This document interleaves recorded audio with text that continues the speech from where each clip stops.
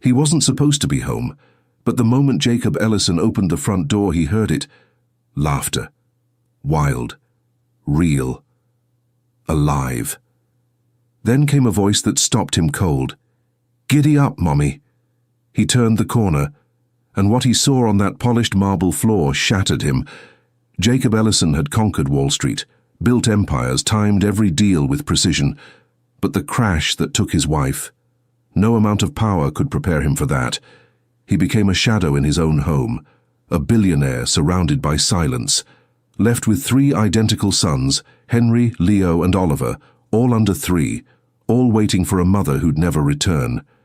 He tried to fix it the only way he knew how. Control. He hired chefs, security, nannies with spotless resumes. The mansion gleamed, but the boys grew quieter. Their tiny voices vanished, their laughter buried with her. Jacob whispered, "I'm doing my best." But deep down, he knew. He wasn't really there. Then came a Thursday, rain on the windows, a cancelled meeting, a strange urge to go home early. He opened the door, and everything changed. There, in the middle of the living room, the maid, Elizabeth Davies, was on all fours. His sons were riding her back like a pony, giggling so loud the walls shook, and one of them looked him in the eye and called her Mommy. Jacob didn't speak, couldn't, because in that one absurd, beautiful, shattering moment, he realized something had returned to his house, something he hadn't heard in months. Joy. But before we begin, click subscribe, like this video, and tell us where in the world you're watching from. I hope this story reminds you that the purest kindness often crawls in quietly and changes everything. The Ellison estate stretched across 10 acres of manicured perfection, glass walls, heated floors, a private chef, and yet no warmth. In the weeks after Mallory's funeral, Jacob moved through the mansion like a ghost in a tailored suit. He attended meetings, signed deals, ate alone. At night, he'd stand outside the boys' door, hand resting on the handle, listening, waiting for a sound. But there was nothing, not a laugh, not a cry. Just 3 toddlers sleeping in silence too heavy for their age. Henry clutched his blanket like a lifeline. Leo stopped asking questions. And Oliver. He started talking to walls. Jacob told himself this was grief, that it would pass. So he did what made sense to him. He managed it. He hired more staff. Nannies with degrees in child psychology. Each one arrived polished and poised, promising routine, results, discipline. They color-coded meal plans, scheduled nap times, labeled toy bins. But still, no laughter. Jacob watched his sons fade in real time. They didn't misbehave. They didn't throw tantrums. They just stopped shining. The house was spotless. The boys were bathed and fed, but it felt like someone had vacuumed the soul out of the place. Then came the day one of the nannies snapped. Henry had spilled his juice, barely a splash on the floor, but her voice cracked like a whip. "Oh, what is wrong with you? Clean it up." Jacob had arrived just in time to see Leo flinch, and something inside him lit like fire. He didn't raise his voice. He didn't need to. He just looked her in the eye and said, "Get out." She tried to explain. He didn't listen. By nightfall, she was gone. He tucked the boys in himself that evening. They didn't look at him, didn't speak. But all 3 reached for his hands as he pulled the blanket up. Jacob sat in the hallway long after they fell asleep, staring at nothing, hearing everything. The quiet wasn't peaceful. It was punishment. He leaned his head back against the wall, the marble cold behind him, and whispered the words that had been sitting in his chest for weeks. "I can't lose them too." The rain had just started when Jacob's driver pulled up to the estate. He was supposed to be in Midtown, a board meeting, an acquisition call, but something didn't sit right. He couldn't explain it. He just told the driver, "Take me home." By the time he stepped through the front doors, his suit jacket was damp and his phone buzzing with missed calls. He expected the usual: quiet halls, soft footsteps, a house that functioned like a luxury machine. But as he walked past the foyer, a sharp sound stopped him. Not laughter, not play, A voice, tight, cold, angry. He followed it. The triplets stood in the center of the living room, small backs hunched, shoulders rigid. A broken vase lay on the floor, porcelain shards scattered like shattered glass. And the nanny towered above them, her finger pointed like a weapon. "Do you think this is a joke?" she hissed. "You boys do nothing but destroy. You think being rich makes you special?" Oliver took a step back. Leo whispered, "We didn't mean to." But she wasn't listening. Jacob was.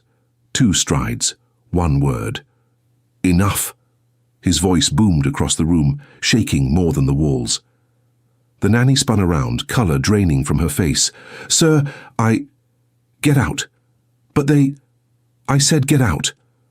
Her words died in her throat. She didn't pack. She just left. The door slammed. The silence returned. Jacob stood in the stillness staring at his boys, 3 identical faces, pale and trembling. None of them cried. None of them moved. They just stared at him, unsure if he was about to leave too. He dropped to one knee, reached for their hands. They came closer, slowly. Henry leaned against his chest. Leo wiped his nose. Oliver whispered, "We're sorry, Daddy." Jacob swallowed hard. "No," he said softly. "I'm the one who's sorry." That night the house was quieter than usual, but not because of fear, because of exhaustion. Grief had hollowed out every corner, and for the first time Jacob saw it clearly. Clean floors, perfect routines, but his sons were crumbling inside. He stood outside their room after bedtime, hand on the door. He didn't open it. He just stood there, frozen, failing, listening to the stillness he could no longer ignore. Downstairs, he poured himself a drink he didn't touch. The ice melted before he moved. By midnight, he knew. This wasn't about finding someone to manage the house. It was about someone who could see what he'd missed, someone who could help him bring them back. The next morning, Jacob sat at the long dining table alone, coffee untouched, laptop open. But his mind was somewhere else. He'd fired 5 nannies in 3 months. Each one had come highly recommended. Each one had failed. He wasn't looking for a resume anymore. He was looking for something else, he just didn't know what. That afternoon, the interviews began again. One by one, they sat across from him in the library. Crisp suits, firm handshakes, polished answers. "I specialize in early childhood development. I've worked with high-profile families. I believe in structure, boundaries, routine." Jacob nodded, smiled, dismissed them. Their words were right. Their presence in the playroom, the triplets sat quietly with their blocks. Leo clutched a stuffed animal to his chest. Oliver traced circles on the rug. Henry stared out the window, waiting for someone who wasn't coming back. By the 4th interview, Jacob had already stopped listening. He leaned back in his chair, rubbing his temples. His patience was wearing thin until he felt a small tug at his sleeve. "Leo." The boy said nothing, just pointed. In the far corner, almost hidden behind a coat rack, stood a woman in a plain blue uniform. No clipboard, no suit, no practiced smile, just gentle eyes, hands folded in front of her, and the kind of stillness that didn't come from fear, but from softness. Jacob blinked. "Who are you?" She hesitated. "Elizabeth, I'm just one of the housemaids, sir. I wasn't—" "Why are you here?" I was asked to bring water for the guest." She glanced at the nanny being interviewed. "But I stayed, just for a moment." Jacob narrowed his eyes. "You stayed to watch the interview?" "No, sir. I stayed because your son looked scared." Jacob turned. Leo had moved closer to her without a word, tiny fingers reaching for the hem of her apron. Elizabeth knelt beside him. No permission asked, no speech given, just presence. The room fell silent. Jacob studied her. No Ivy League degree, no talking points, just a quiet force that settled the air around her. "Why do you work here?" he asked. She looked up. Her voice was soft, but steady. "Because children don't need perfection. They need to feel safe and seen." Leo didn't let go of her hand, and Jacob, for reasons he didn't yet understand, said 3 words without thinking. "You start tomorrow." Elizabeth arrived before sunrise.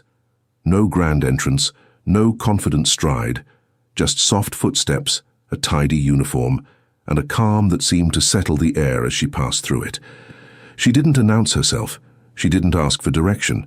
She simply began, folding tiny socks by the laundry room window, picking up puzzle pieces left under the couch, humming a slow tune while stacking dishes in the kitchen. The boys noticed her first. Oliver peeked around corners to watch her hum. Henry followed her silently from room to room, and Leo, who barely spoke anymore, sat beside her as she folded towels, just to be near her warmth. She didn't try to entertain them. She didn't use toys or cartoons. She gave them something they hadn't had in months: quiet presence. At lunch, she knelt beside their chairs to ask if they wanted more fruit, not from duty, from care. At nap time, she didn't read them a story. She just sat outside the door until the last little sigh fell into sleep. And when Jacob came home that night, he found the house exactly as he'd left it, but something was different, lighter. He walked past the kitchen and saw 3 crayon drawings taped crookedly to the fridge, past the staircase, and noticed a trail of tiny shoes kicked off at odd angles. None of it was messy. It was lived in. He paused outside the playroom. Inside, the boys sat on the floor, building towers of mismatched blocks. Elizabeth sat between them, legs crossed, eyes at their level, nodding thoughtfully as Leo explained how high his tower would go. She wasn't performing. She wasn't trying to impress him. She didn't even know he was watching. Jacob stepped back quietly, unsettled by how something so simple felt so unfamiliar. That night, just before bed, Henry whispered into the dark, "Miss Lizzie made us laugh today." Jacob froze in the hallway. It had been weeks since he'd heard that word. Laugh. He didn't say anything. He didn't step inside. He just closed his eyes and listened. It started small. A giggle behind a half-closed door. A trail of cracker crumbs from the kitchen to the stairs. A tiny handprint smudged across the window near the garden. Things Jacob hadn't seen in months, things he hadn't realized he missed. The house didn't change overnight, but the air inside it did. The boys began to move differently, less like shadows, more like children. Henry danced barefoot in the hallway one morning. Oliver built a castle out of pillows and demanded Elizabeth crown him king. And Leo, quiet, observant Leo, started humming again.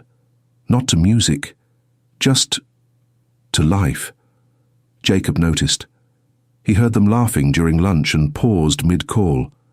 He saw them colouring with Elizabeth in the sunroom and found himself standing there silently watching from the hallway, but he didn't join, not yet. Something held him back. Maybe it was fear, or guilt, or the deep, unsettling feeling that this warmth was temporary, too fragile to trust. He began checking the security footage after work, just to see how things were going. He watched Elizabeth crouch to their level, listen without rushing, hug without hesitation. There were no tricks, no shows, just kindness, constant and quiet. Still, doubt crept in late at night. Was this real? Or was she just doing what they all did? Playing the part, waiting for the promotion? He'd trusted before, and been burned.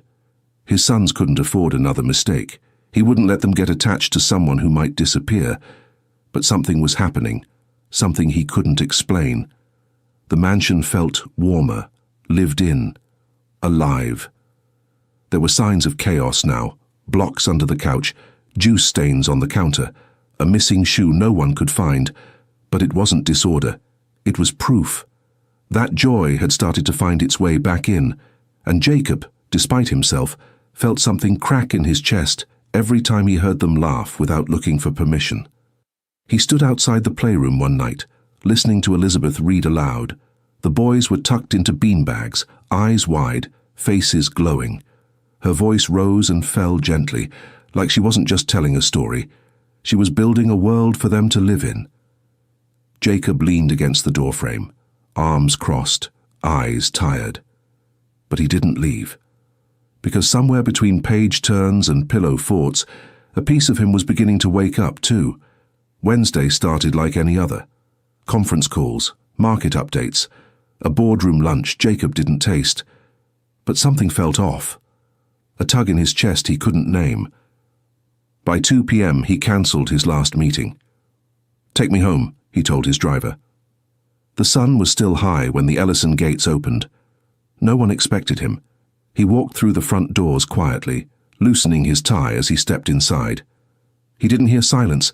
He heard laughter, not polite chuckles, not controlled giggles, loud, wild, unfiltered joy. It echoed through the hallway, rich and alive. The kind of sound the house hadn't known in months. Curious, maybe even nervous, Jacob followed it toward the living room. What he saw stopped him cold. Elizabeth, on all fours, crawling across the polished floor in her blue uniform, apron fluttering behind her like a cape. His 3 sons clung to her back, Henry gripping her shoulders, Leo laughing with his mouth wide open, Oliver bouncing behind them. "Giddy up, Mommy!" one of them yelled, reins made of jump rope clenched in his fist. Jacob froze, briefcase in hand, heart in his throat. He should have been angry. He should have said something.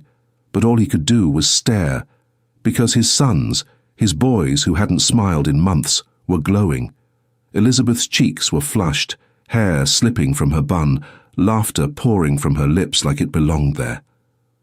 She looked up. The moment she saw him, everything changed. She stopped crawling. The joy drained from her face. She scrambled to her feet, brushing her uniform down with trembling hands. I'm so sorry, sir," she stammered. "They asked. I didn't mean to. I'll stop. I didn't mean to cross a line." She backed away, eyes wide, voice shaking.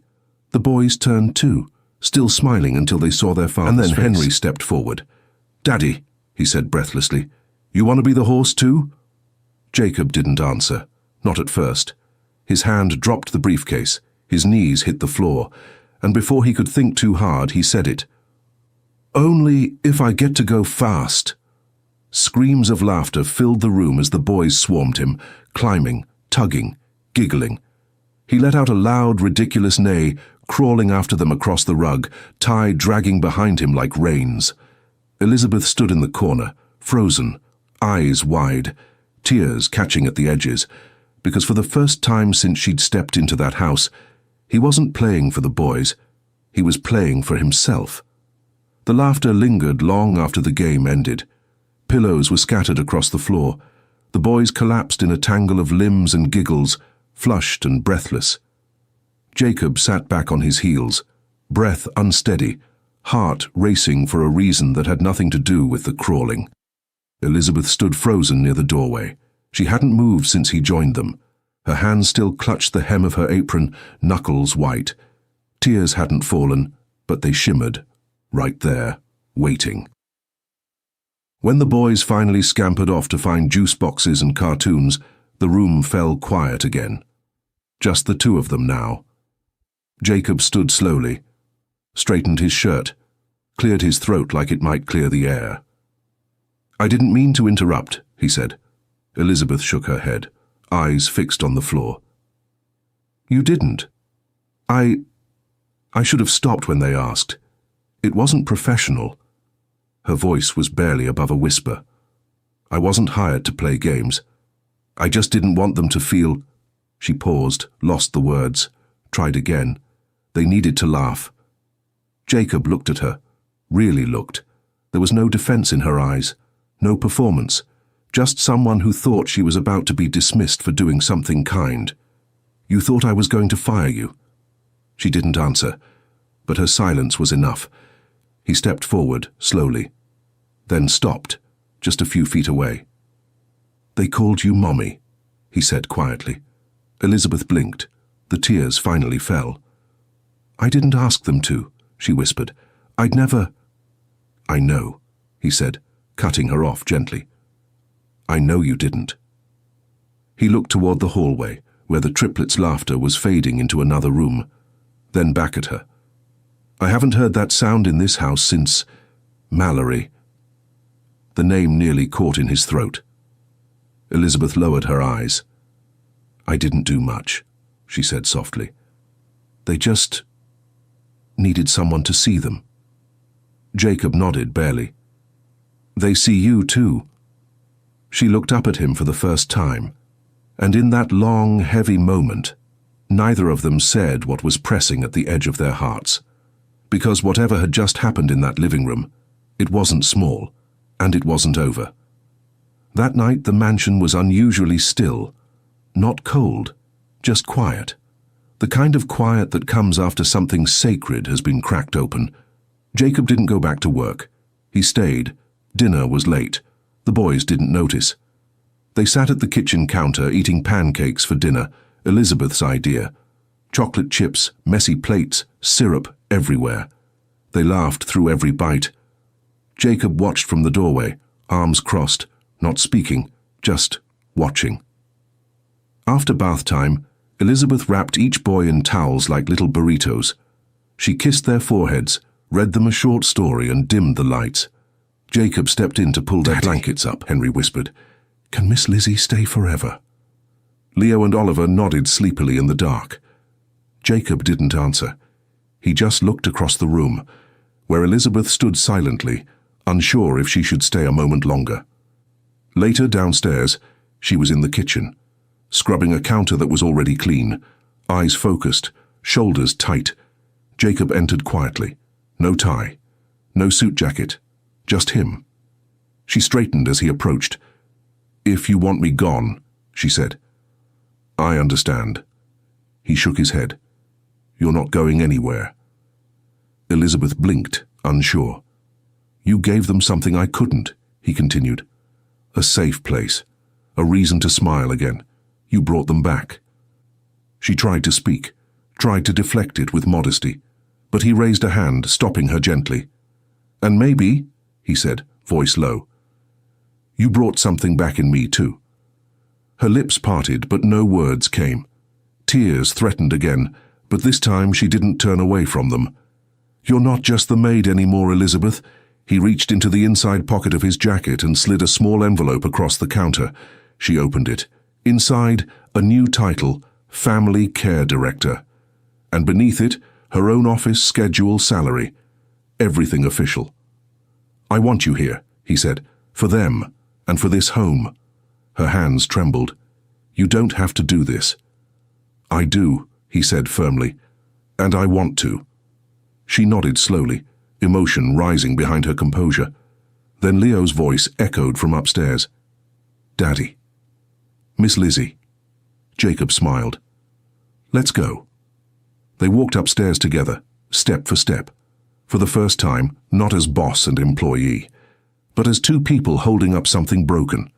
And from the hallway, before the door even opened, they heard it. 3 little voices giggling in the dark. The Ellison mansion didn't change on the outside. The gates still opened with a code. The chandeliers still caught the morning light. But inside, something had shifted. The silence was gone. In its place, chaos, color, life. Pillow forts stretched from the living room to the hallway. Finger paintings cluttered the fridge. Shoes went missing daily, and the chef had learned to make dinosaur-shaped pancakes, burned edges and all. Jacob no longer watched from the sidelines. He read bedtime stories, 3 at a time. He held hands on morning walks to the garden. He stayed for breakfast, even if it meant syrup on his cufflinks. The boys began to glow. Henry asked questions now, endless, impossible ones. Leo started making jokes no one understood, and Oliver insisted on being called Captain Ollie before lunch. Elizabeth never asked for praise. She never asked for more than the boys' happiness. But Jacob gave it anyway. A raise, her own office, a framed photo of the boys on her desk, drawn in crayon, crooked and perfect. And most of all, his trust. He stopped checking the cameras, stopped questioning her laughter. He simply let her in. 2 weeks later, Ellison Ventures hosted its annual company picnic. Suits and shareholders filled the garden. Jacob arrived late, with 3 boys holding his hands and Elizabeth walking just behind.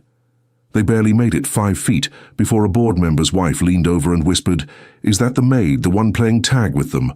Jacob heard her. He didn't flinch, didn't glance away. He smiled. "That's not the maid," he said. "That's the woman who saved my family."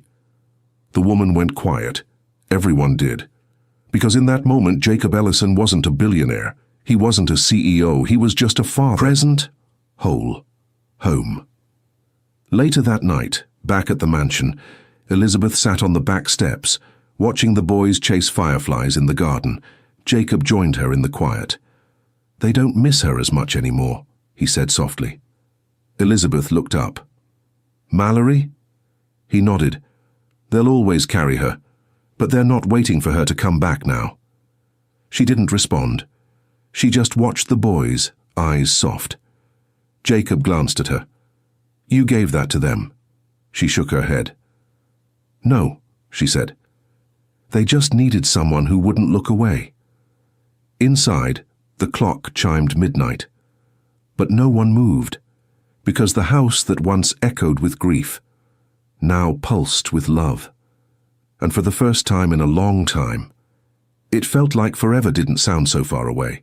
If this story stirred something in you, a memory, a feeling, or even just a moment of stillness, don't leave quietly. At Elevated Heart Stories, we share real moments that move hearts and open eyes. So take a second to subscribe, like this video, and let us know where in the world you're watching from, because your voice might be the light someone else is waiting for.